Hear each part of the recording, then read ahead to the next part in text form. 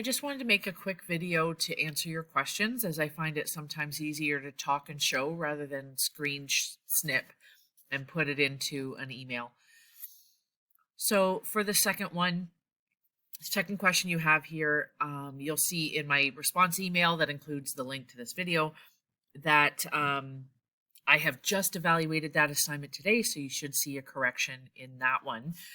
When it comes to applying theories in Unit 4, hopefully I'm going to answer your question. You asked me, I'm really struggling to find the child-parent theories you asked for in Part 1.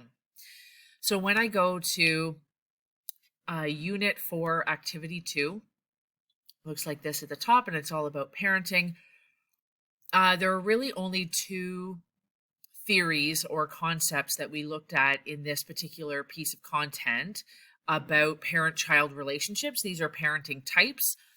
Not so much theories, but it's a theoretical perspective in terms of how children are reared. So there are actually two links here. There's the attachment style of parenting.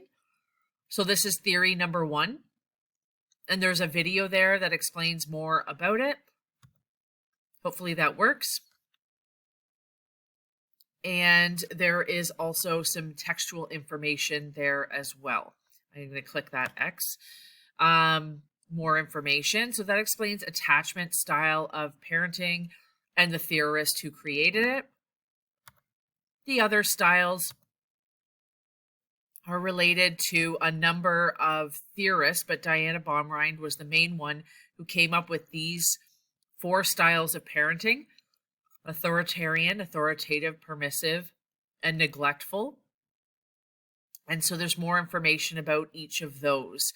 And the whole purpose of these parenting styles is to outline what they look like, but also the effect that it has on socializing the children. So there's theories number 1. So when we look at child-parent theories, those are the ones that they're looking for there. It simply asks you for how we looked at applying theories and what we're looking for. There's even a template here that should help you organize some of those ideas. When it comes to the other theories that it's asking you for in Part 2, I just wanted to go through that just in case. So we go up to Unit number 1 and believe that it's right in here. So the other theories that you'll find for Part 2 are located in Unit 1, Activity 3. I think there was a link actually in the content for that. And as we scroll down, we have all 4 of them: functionalism, conflict theory, feminist, symbolic interactionist.